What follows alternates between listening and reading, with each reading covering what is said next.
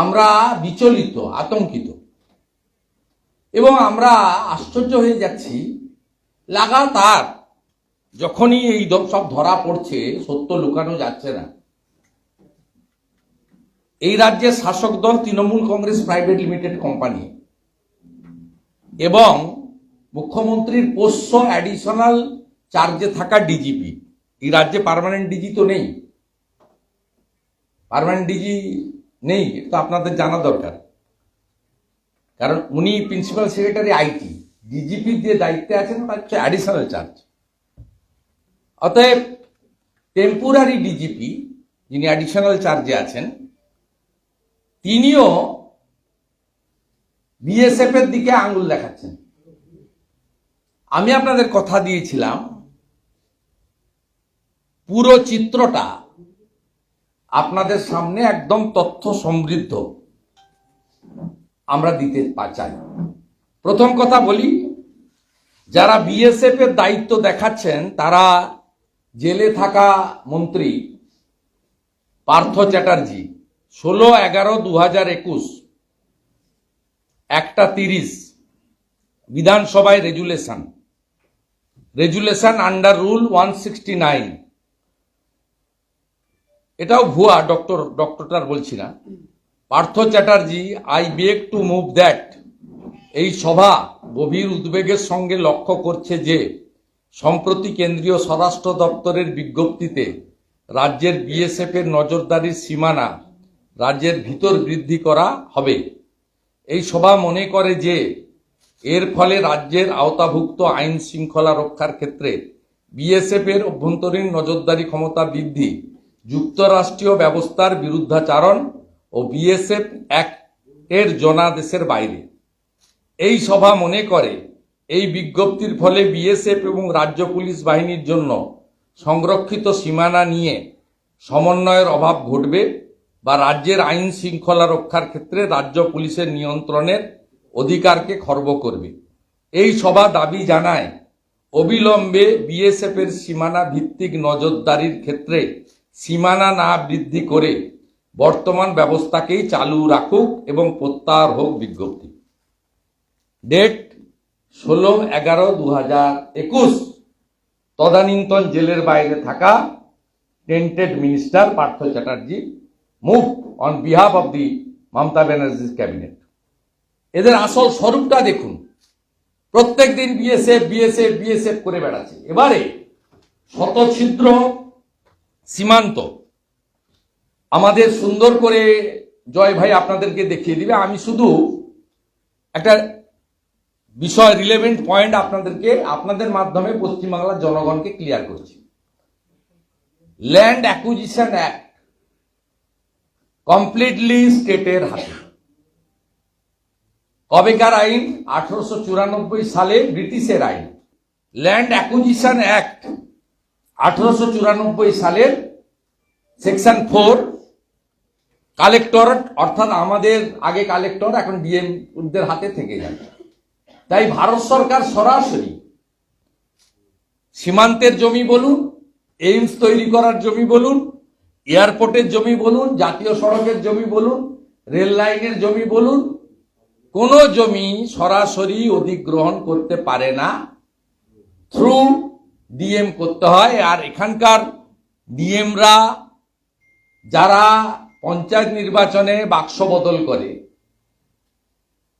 যারা লোকসভা নির্বাচনে তাবেদারি করে, যাদের উপস্থিতিতে মুখ্যমন্ত্রী সরকারি টাকা খরচ করে, আজকে যেমন সন্দেশখালীতে 3 কোটি টাকা খরচ করে প্যান্ডেল তৈরি করে ডিএম এর উপস্থিতিতে বিজেপিকে গালাগালি করেন, সেই ডিএমদের কাছ থেকে মুখ্যমন্ত্রীর নির্দেশ বা ইশারার বাইরে 1 একর তো দূরের কথা, 1 বিঘা তো দূরের কথা, 1 কাঠা তো দূরের কথা, 1 ডিসমিল তো দূরের কথা, 1 ছটাক জমিও অধিগ্রহণ তারা করে দিতে পারবেন না, মুখ্যমন্ত্রী যদি না চান। আর এই মুখ্যমন্ত্রী, যিনি 2021 সালে 16ই নভেম্বর বিধানসভাতে বিএসএফ এর বিরুদ্ধে রেজুলেশন আনেন, সেই মুখ্যমন্ত্রী বিএসএফ কে কাঁটাতার দেওয়ার জন্য জমি দিতে পারেন না, এটা একেবারে অন রেকর্ড সত্যি। তাই পশ্চিমবঙ্গে শতছিদ্র সীমান্ত, আর সেই সীমান্ত দিয়ে প্রত্যেক দিন এরা ঢুকছে, ভবিষ্যতেও ঢুকবে, এবং গোটা ভারতবর্ষে জঙ্গি, জেহাদি, মৌলবাদী, রোহিঙ্গা মুসলমান সাপ্লাই করার জন্য করিডোর হচ্ছে পশ্চিমবঙ্গ। আর সাপ্লাই করার এজেন্সিটা নিয়েছেন পশ্চিমবঙ্গ সরকার, তার মুখ্যমন্ত্রী। তার লোকেরা রেসিডেন্সিয়াল সার্টিফিকেট দিচ্ছেন, আধার কার্ড বানিয়ে দিচ্ছেন। শেখ সাদ নাকি নাম, বাংলাদেশের জঙ্গি, তিনি দুবার ভোটও দিয়ে চলে গেছেন তৃণমূলকে, তার এপিকও তৈরি হয়ে গেছে। এই অবস্থা চলছে। রিগার্ডিং ল্যান্ড অ্যাকুইজিশন, আমাদের বারবার ফেন্সিং কমপ্লিট করার জন্য সীমান্তে, এবং রাজ্য সরকার কি ধরনের অসহযোগিতা কেন্দ্রীয় সরকার এবং বিএসএফ এর সঙ্গে করছে, রাজ্যের গোয়েন্দা সংস্থাগুলি কেন্দ্রীয় গোয়েন্দা সংস্থাকে কিভাবে অসহযোগিতা করছে, পুলিশ বিএসএফ এর কোঅর্ডিনেশন কিভাবে রাজ্য পুলিশ অসহযোগিতা করছে। বিএসএফ ডাইরেক্ট কেস করতে পারেন না, ধরে এনে দেওয়ার পরে এফআইআর ক্ষেত্রে, চার্জশিট দেওয়ার ক্ষেত্রে, কনভিকশন করানোর ক্ষেত্রে রাজ্যের কিভাবে অসহযোগিতা হচ্ছে, তার এক ঝলক এই পাওয়ার পয়েন্ট প্রেজেন্টেশনে আপনি পেয়ে যাবেন। Let us we start. জমি অধিগ্রহণ বিষয়ে বকেয়া মামলা এবং অন্যান্য সমস্যা বিষয়ে রাজ্য সরকারের অসহযোগিতা। নেক্সট, বকেয়া জমি অধিগ্রহণ। এবার দেখতে থাকুন, দেখুন, যান দেখুন, সব একদম অ্যাকচুয়াল ফিগার আছে। 2216.7 কিলোমিটার আমাদের বর্ডার,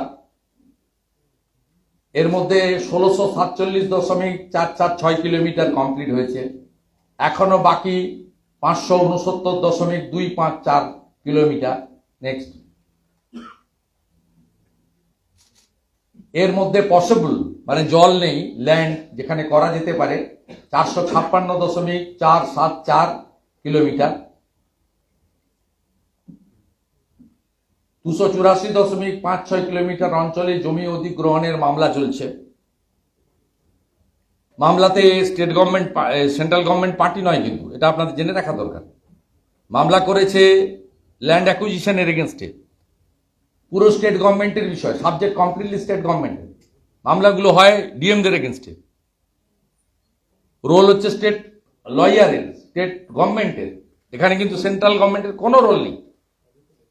তারপরে যান, কতগুলো মামলা পেন্ডিং আছে, 57টি কেস, 112.015 কিলোমিটার, একরও বলা আছে।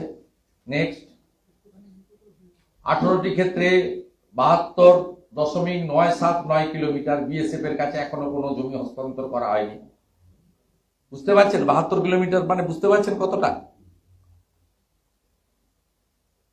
জেলা জমি অধিগ্রহণ কর্তৃপক্ষ ধীরগতির মূল্যায়ন প্রক্রিয়ার ক্ষেত্রে অবশিষ্ট 63টি ক্ষেত্রে নিয়ে নেন আপনারা ছবি করে। নেক্সট, এবারে সীমান্ত ফাঁড়ি চৌকি। এই যে তৃণমূলের সব নেতারা বলছে না, আগে 15 কিলোমিটার ছিল, এখন 50 কিলোমিটার হয়ে গেছে। কেউ তো আবার বলছে 15 মিটার ছিল, 50 মিটার হয়ে গেছে। যাই হোক, ওটা হয়তো স্লিপ অফ টাং। তা এখানে বিএসএফ কে পশ্চিমবঙ্গে চৌকি করার জন্য জমি দেওয়া হয়নি। সীমান্ত সুরক্ষার জন্য গুরুত্বপূর্ণ 17টি জমি অধিগ্রহণ ল্যান্ড অ্যাকুইজিশন মামলা মুলতুবি হয়ে রয়েছে। কে দায়ী এর জন্য? কে দায়ী? মাননীয় অ্যাডিশনাল চার্জে থাকা ডিজিপি কালকে খুব বড় বড় কথা বলছিলেন, right wing, left wing. Left wing আছে তো আমরা জানি, মাওবাদী ইত্যাদি, টুকরে টুকরে গ্যাং। রাইট উইংসটা কে? রাইট উইংসটা কে? একটা ইনসিডেন্ট দেখাবেন তো, রাইট উইংস এর কোন লোক আছে? বলছিলেন টক টু বিএসএফ, অনুপ্রবেশকারীদের নিয়ে বিএসএফ কে প্রশ্ন করুন। আপনি বলুন 17টা জায়গায় আপনার মাননীয় মুখ্যমন্ত্রী জমি দেননি, বিএসএফ চৌকি করবে কোথায়? বলুন। নেক্সট,